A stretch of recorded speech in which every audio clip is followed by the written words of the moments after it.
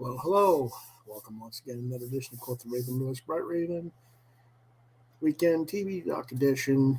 This is a follow-up video to yesterday's video, in which we talked about Stranger Things Season 1 and started to talk about Season 2, but I hadn't watched it all, so I finished watching Season 2 and we're going to talk about Season 2 on this episode. If you want to see the video for Season 1, check the link in the description down below. You can come back after this video is over and watch it, or watch the first one after this video, or whatever you want to do. Okay, then, let's get straight to business.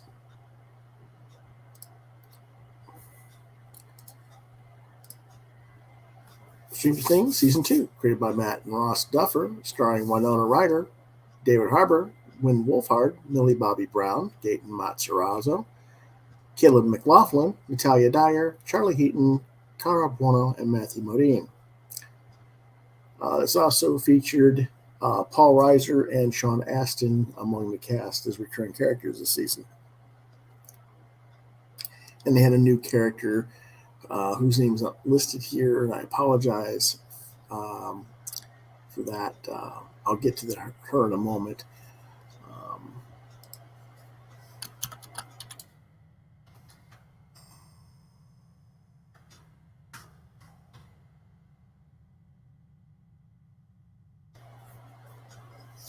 Sadie Sink, that's what I was trying to think of her name. But anyway, let me move on. Production companies: 21 Laps Entertainment, Monkey Massacre, and Georgia Film Music and Digital Entertainment Office. The distributor is Netflix. The genre is science fiction, supernatural thriller.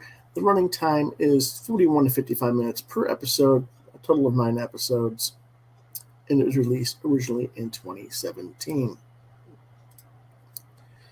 What it's about: it's a year later from the events in Season 1, October 28th, 1984. A girl with the psychic power to make people see things and with a tattoo reading 008 on her arm is part of a criminal gang that manages to rob a bank and get away in Pittsburgh, Pennsylvania. We cut back to Hawkins, Indiana, the regular location for the show. The fictional town where the story takes place, and the town's preparing for Halloween. A new girl at school, Maxine Max Mayfield, captures the boys' attention. Joyce is dating her old high school classmate Bob Newby. Hopper investigates a field of pumpkins. Hopper, that's the local police chief, investigates a field of pumpkins mysteriously rotting, only to find that it's not just one field, it's pretty much all the fields of pumpkins all over the whole area. And conspiracy theorist Murray Bauman investigates people who cited 11, believing her to be a Russian spy. For those who don't remember, 11 disappeared at the end of last season. Mike and Nancy are dealing with their respective losses of 11 and Barb. 11, of course, was the superhuman heroine of last season, and Barb was a victim of the Gorgamon, or Demogorgon, last season. And Will has been experiencing episodes of apparent hallucinations of the Upside Down and an enormous tentacled shadow monster. Will is the child that was abducted by the Demogorgon and was stuck in the Upside Down. They had to rescue last season. Joyce, who is Will's mother, and Hopper take Will to see the lab's new director, Dr. Sam Owens, who's been giving Will routine medical exams ever since his return from the Upside Down. Owens theorizes that this is what Will is experiencing is PTSD brought on by the anniversary of his disappearance, but the reality is the gate that they thought they'd finished off last season in the last basement has been growing, and this has been distressing Owens. He doesn't tell them that. Nancy and Steve. Nancy is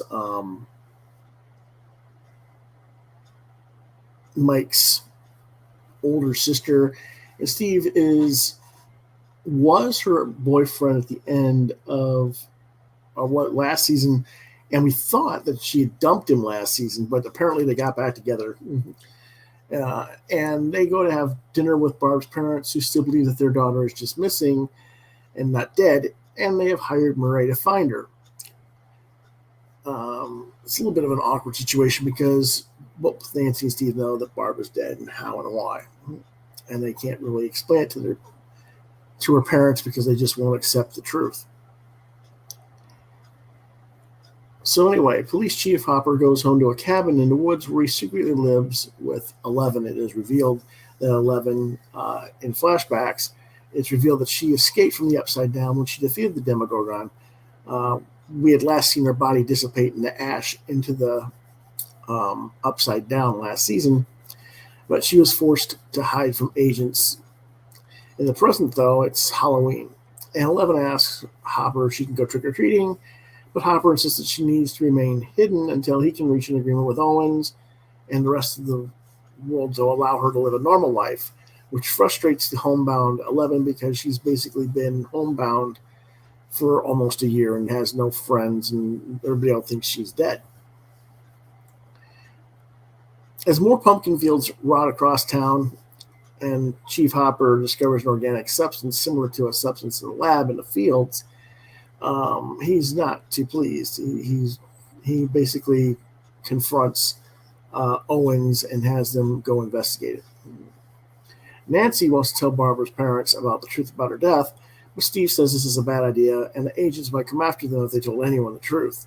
Instead, they attend a Halloween party where Nancy gets drunk and berates Steve for having little to no sympathy for Barbara's parents. Meanwhile, the boys go trick-or-treating and are later joined by the new girl, Max. During the night that they're out on the trick-or-treating, Will has another episode, and he tells his friend Mike about his visions, leading Mike to admit that he's also been trying to contact 11 because he doesn't believe 11's dead either. 11 tries to contact Mike, using her powers, but she's unsuccessful. And Dustin, their other friend, returns home after trick-or-treating and finds a strange creature in his trash can, which is like a slug type thing. Now, at that point, this was where I got as far as I'd gotten yesterday. So let's go ahead and say I got 4 stars for season 1. For those who don't remember, let's go ahead and move on through.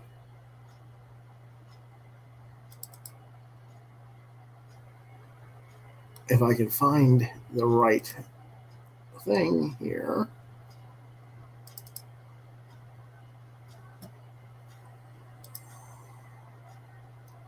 Okay.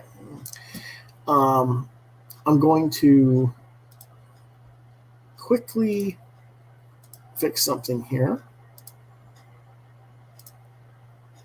because one of my pages got messed up.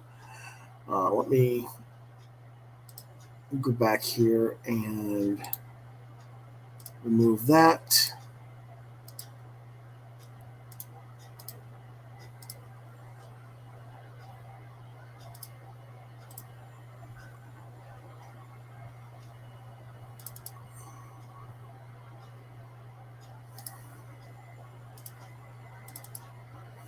Okay.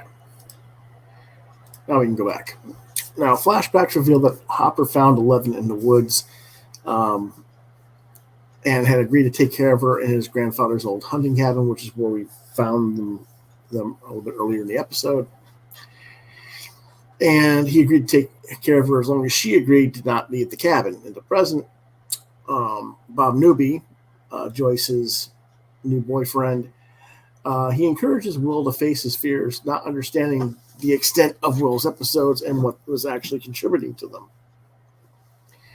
Because he really doesn't know what the heck happened last year. He wasn't part of the show. He's an old high school flame or friend or something like that. And so he doesn't really understand what's going on. So Nancy persuades Jonathan, that is Will's older brother, whom she should be with instead of Steve, and we thought she was with at the end of the last season, but wasn't for whatever reason, to help her tell Barbara's parents the truth, and the pair arrange a meeting with Barb's mother in a public park the following day, on the grounds that she kind of fears that Owens may be tapping the phone lines, which of course his people are tapping the phone lines. The creature that Dustin found in his trash is a small slug-like animal that names D'Artagnan after the Three Musketeers. Short nickname is Dart. He shows Dart to the other kids, and Will concludes that it's actually from the Upside Down, as it makes a noise similar to the one that he heard in his hallucinations and dreams. Becoming increasingly concerned with the pumpkin fields, Chief Hopper accuses Owens of failing to keep the gate contained.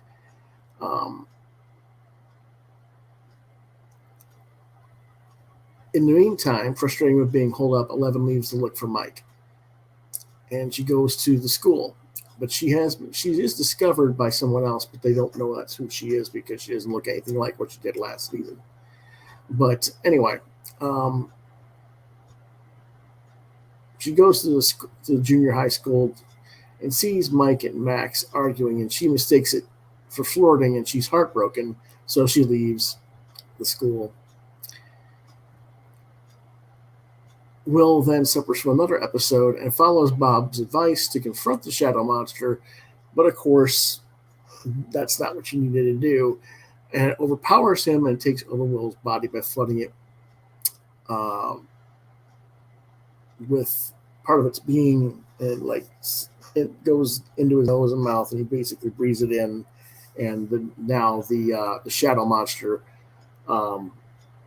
lives inside of Will, kind of like a virus or a consciousness, and it takes over his body. Joyce and the kids awaken what they think is an unconscious Will, but it's really, unbeknownst to them, the shadow monster controlling him. Joyce takes Will's home, but finds him acting strangely, drawing scribbles on pages and demanding that the house be kept cold. That's basically because the shadow monster can't handle heat. Joyce tries to call up Hopper, and after a while, Hopper gets to the house, and they discover together how the scribble lines line up and make a map that goes throughout the house and explains what's going on. Hopper recognizes that these drawings represent vines, and he leaves because he knows that it has to do with the fields with the rotted pumpkins, and he thinks that he can find out what's causing all this if he goes out there and starts digging deeper. In the meantime, Nancy and Jonathan try to go contact Barb's mother, and they're caught by Owens' agents, and they're taken back to the Hawkins lab, where Owen shows them the portals of the Upside Down, admits that Barb died in the Upside Down, and that he wants to prevent anybody else from experiencing that fate. And he also wants to prevent any foreign governments from learning of the situation, because they figure that if they find out about the Upside Down and what's over there, they might try to weaponize it. And they basically try to scare the duo into keeping their mouths shut.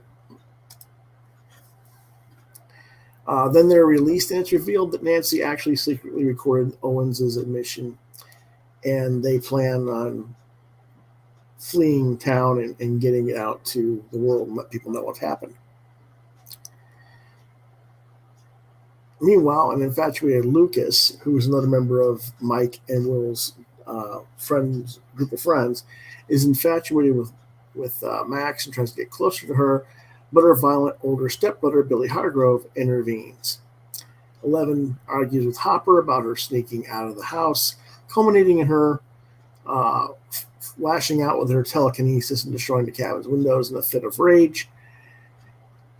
And while cleaning up the mess the following morning, she finds Hopper's research into her biological mother, Terry Ives, and tries to contact her with her powers. Dustin finds that Dart has broken out of his cage, that has devoured his pet cat, Moose, and is actually an infant Demogorgon, which freaks him out. And he tries to get help from the other friends.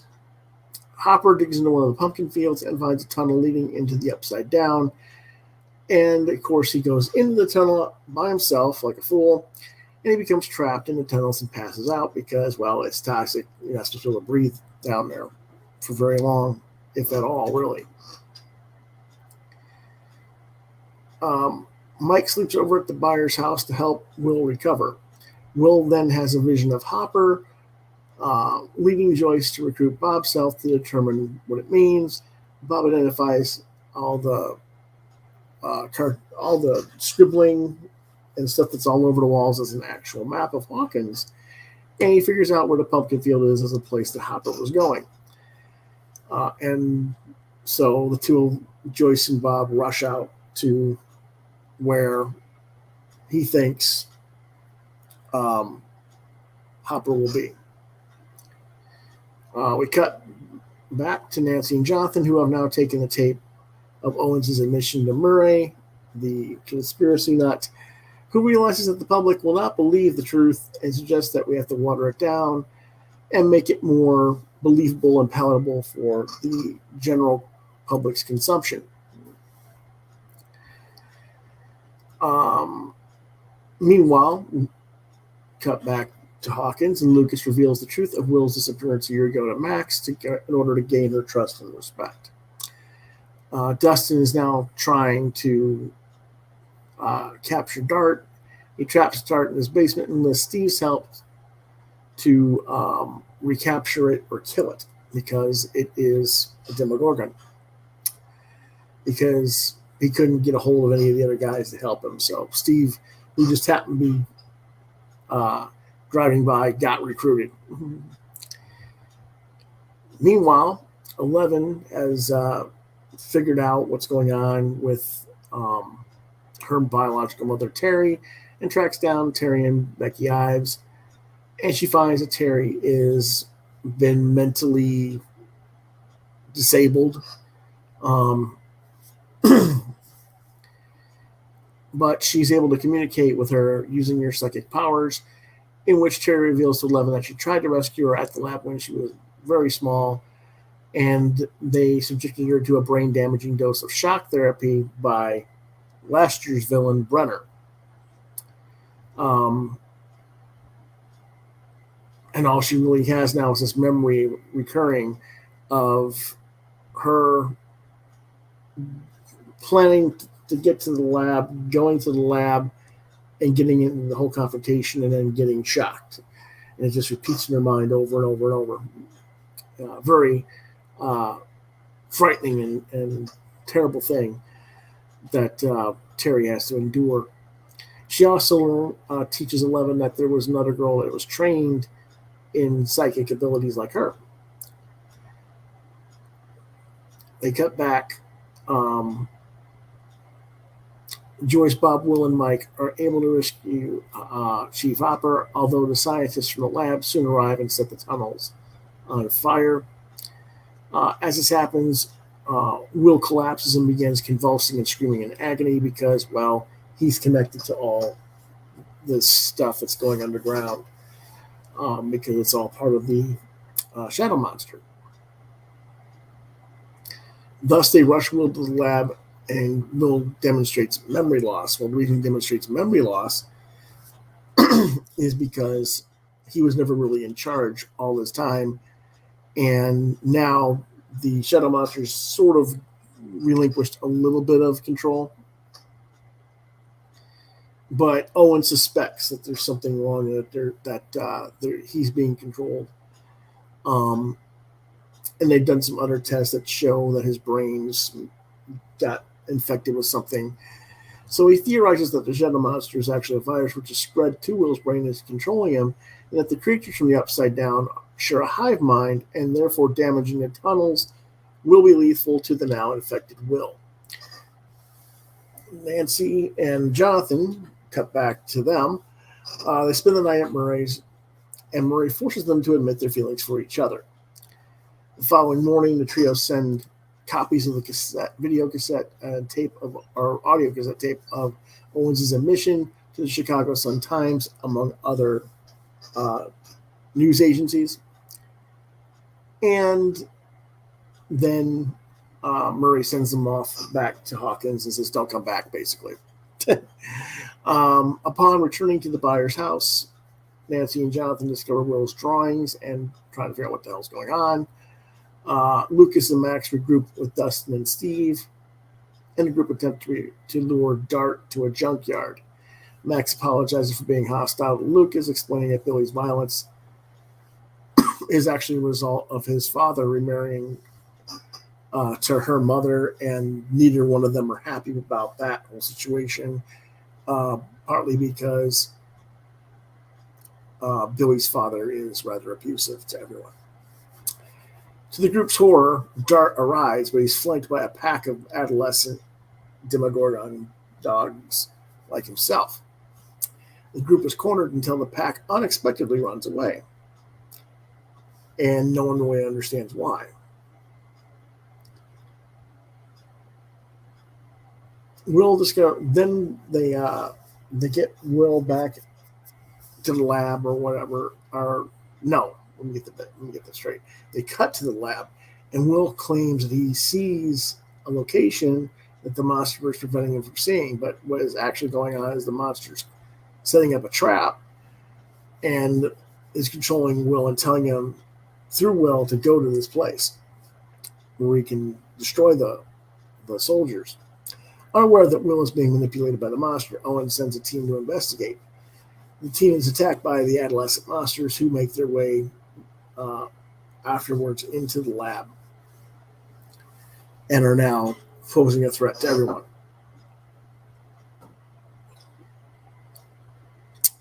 Cut back to 11, who travels from where she was out, still in Indiana, but she travels to Chicago, Illinois, and she finds the other girl from Terry's memory named Kali. Realizing that they have similar tattoos and were both experimented upon by Brenner when they were small children, they consider themselves sisters. Now, Kali has different powers than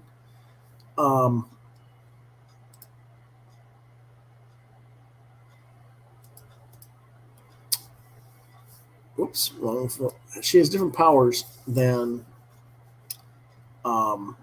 11. Kali has the ability to project images and ideas into people's minds, and she lives among a group of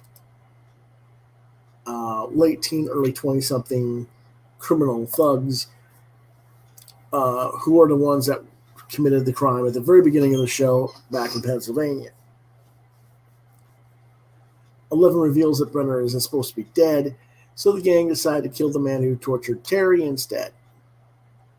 Callie helps 11 hone her abilities by demonstrating that channeling her anger is the key to strengthening her powers. After 11 uses her powers to find the gang's target, named he was a security guard named Ray, they travel to Ray's apartment to kill him. She begins to choke him out with her powers, leading him to desperately claim that Brenner is actually still alive.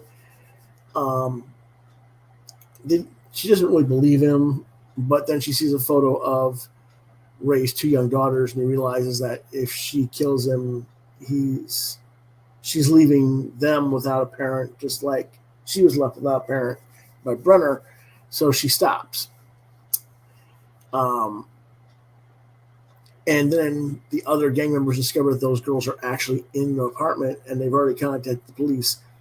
And so Kali goes to shoot him dead, and instead she deflects the gun and sends it out the window, and they have to flee.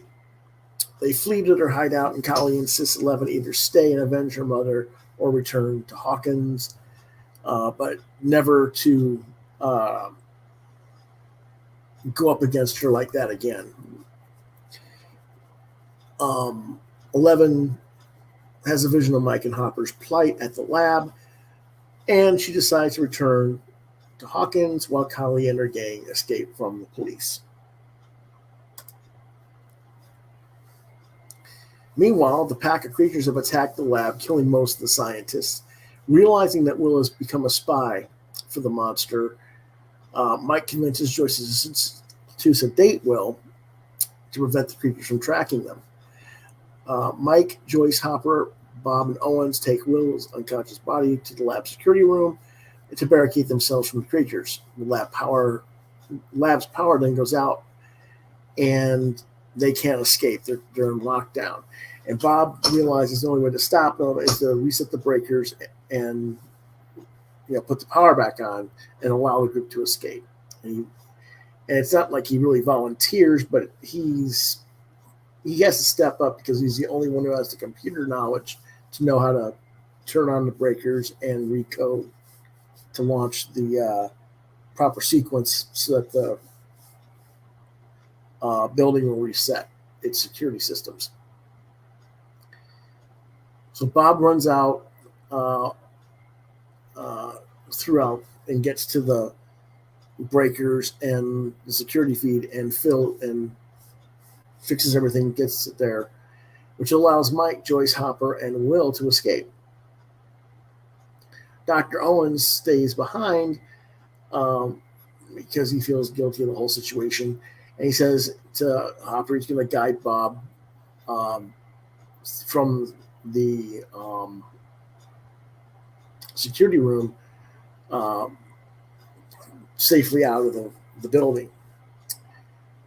And they do that. He sees he's guiding Bob out the way out. But just as Bob gets out to the front exit and is maybe 30 feet away from Joyce to get out of the building, Joyce, she's waiting for him, and the monsters attack and maul Bob to death right in front of Joyce, leaving her just completely devastated.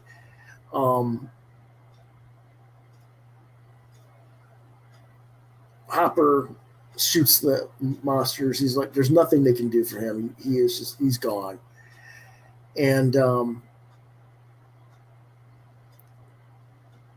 he gets them out of the building, and the survivors are rescued by Nancy, Jonathan, Steve, Dustin, Lucas, and Max as they raced out to the labs, realizing that's where they were, and return the collective back to the buyer's house. Desperate to seek revenge on the shadow monster, whom they realize is an equivalent to a mind flayer creature from Dungeons and Dragons, the group theorizes that the so-called mind flayer wishes to spread into this universe, and killing it will kill all of the creatures that are connected to it. Unfortunately, that would include Will. Using Morse code, they are able to communicate with the real Will, who instructs them to just close the gate. If the gate's closed, he'll be severed and he'll be fine. The other ones won't be. But they're not really convinced. They know they have to close the gate, but they're like, how do we do this without losing Will? But the Mind Flayer finds their location and sends the Demogorgon dogs after them. As the creatures close in, one suddenly crashes through the window and lands on the floor in the buyer's living room, dead. The door then unlocks itself, and 11 walks in, having dispatched the other ones that were around the immediate area. After a brief reunion, Mike and 11 hug, and he's like, I can't believe you're alive. I tried reaching you, and 11's like, yeah, I know. I heard it every time for the last 300 and X amount of days, like 359 days or whatever it was. Why did you get back to me? Well, I tried, but I was told I couldn't. And who told you couldn't? And of course, Hopper then explains that it was his decision. And there's a little bit of a fight between Mike and Hopper, but it's quickly reconciled. So after this reunion, 11 and the group devise a plan to close the gate without killing Will. Hopper and 11 head to the lab to close the portal. On the way, there to the portal, they find Dr. Owens, who has been attacked and injured upon attempting his own escape. Meanwhile, Jonathan, Nancy, and Joyce purge the virus from Will by overheating him in Hopper's cabin because they realize that the virus, part of the Shadow Monster Matsukolo Gable, will overheat the body of the host, and maybe it'll flee him and do okay, which I don't think is the most smartest thing, but okay, because after all, okay, now you get him out. What's to prevent this creature from then trying to possess one of the three of them? But just me thinking out loud there. To prevent the creatures from attacking Hopper and 11 at the lab, Mike, Dustin, Lucas, Max, and Steve plan to enter the tunnels to lure the pack. Steve really doesn't want to do this. He wants to stay and just babysit the kids. But Billy arrives at the buyer's house, having been instructed to find Max by his father, and the two of them get in a fight. And Billy's beating the crap out of Steve when Max takes the medicine that they were using to sedate Will and shoots him in the neck with a syringe and knocks out Billy. And the group enter it, and then they take Steve and they get in Billy's car and they head out to the tunnels to enact their plan. Nancy manages to release Will from the Mind Flayer's grasp by branding him with a hot poker at the very end. And that does make the part of the shadow monster that was possessing Will to leave his body and flee the cabin. Cut back to Hopper and 11. The Mind Flayer is trying to thwart her from closing the gate, but 11 unleashes her anger and successfully closes the gate and kills all the connections to the creatures. And we start seeing all these dozens and dozens of these Demogorgon dogs falling into the pit dead. A month later, Nancy's tape that exposed the lab has gone public. It leads to its closure. Barbara receives a funeral, and I presume her family has been given proper compensation. Of course, the truth about Barb's death is not completely revealed. They come up with a cover story and say that she was killed by a toxic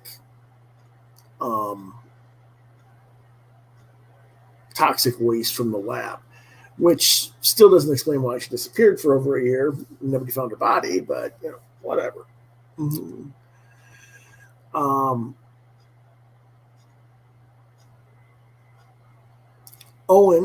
Dr. Owens from the lab, who survived his injuries, meets with Chief Hopper, and he gives a new birth certificate for 11, renaming her Jane Hopper, basically making 11 Hopper's daughter.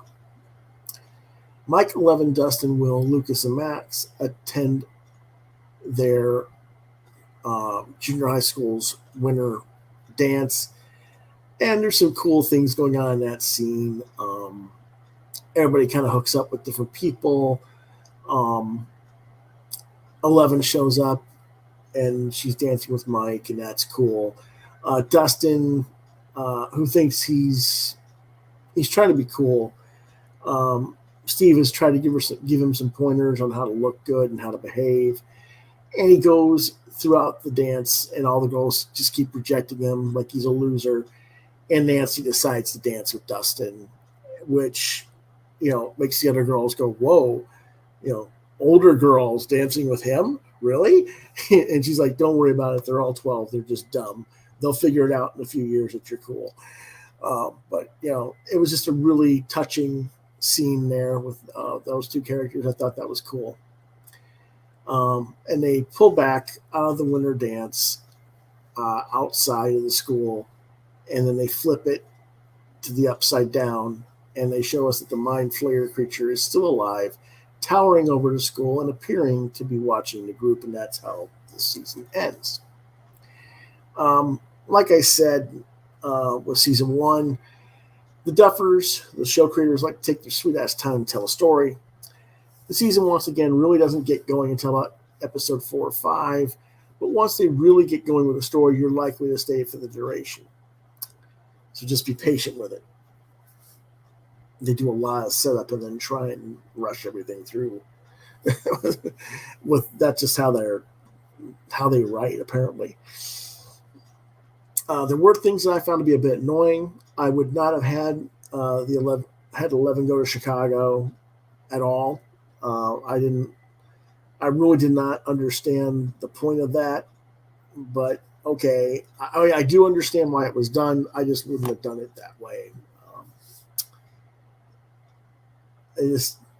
It works in context of how they did it, but I don't know. Anyway, the way they had Nancy back with Steve at the start of this season bothered me as well. It didn't make any sense. They made it pretty clear that they weren't getting along and that they'd broken up last season, so she should be with Jonathan. It was almost like this is what should have happened at the end of last season. They just didn't have enough time to put it in to season one, so now they're going to play it as a major subplot in the roles between the characters this season. And I don't know, that was a little bit off, in my opinion. There's some other minor things, but I guess in the overall context, these are just minor nitpicks and things that I wouldn't have done rather than problems, so to speak, with the story. The one thing that is a problem, however, is how often these characters go into the upside down, underground, upside down stuff without hazmat suits and survive prolonged exposure with minimal effect. They've explained every time they go to the Hawkins lab that all these guys got to wear hazmat suits with protective gear and stuff because the atmosphere is so toxic that you can't stay there for more than a few minutes without choking to death. So either the atmosphere is toxic or it isn't, and I really do wish they would, correct that and stay true to whatever it's supposed to be. If it's toxic, then find a way for these guys to start wearing masks or something. I don't know, but it just kind of bothers me that they don't do that right. Overall, the series is quite solid once more, including the new cast members. Even though I thought some of those characters were incredibly annoying, I did not like the Billy character at all.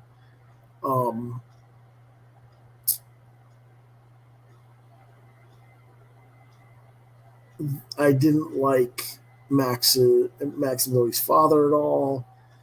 I did not like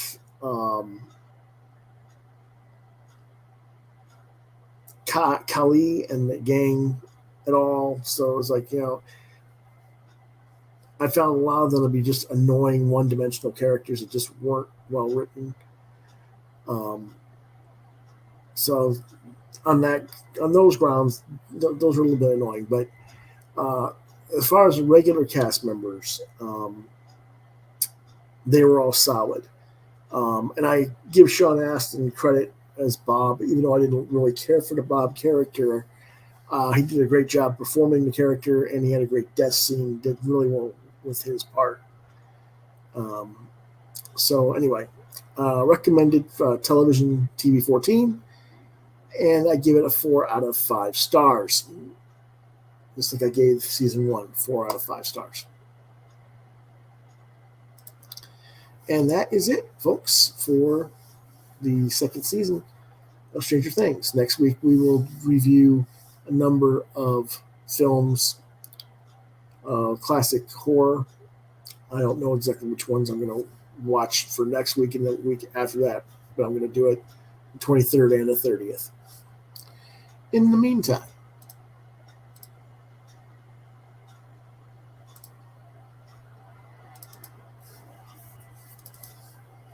let me remind you all that tomorrow, Monday, we'll be talking about Captain Marvel times 2, Kelly Thompson and Friends.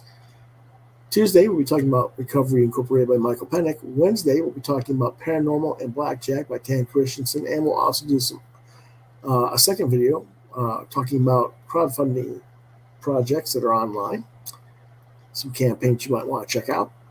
Thursday, we'll have Spidey Freshman Year by Robbie Thompson, Nick Bradshaw, Andre Lima Araujo, and Nathan Stockman. And we'll also have another video of what did you get this week from your local comic shop. Friday will be Booktober Day 22, Whisper Omnibus, Volume 1 by Stephen Grant, Rich Larson, Del Barras, and others. And then Saturday, we will review Press Start to Play, which is a collection of short stories edited by Daniel H. Wilson and John Joseph Adams. And then our Saturday night movie night will be Classic Horror Movies Week 1.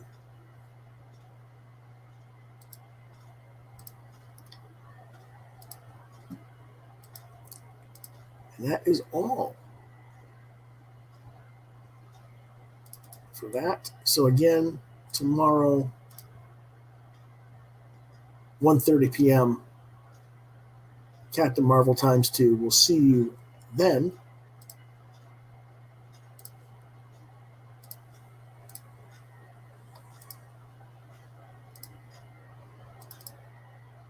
If you liked our video, or you think others might, please hit the like, share, and subscribe buttons to continue to get content from this channel. As always, I thank you for watching and for your support. We will see you next time.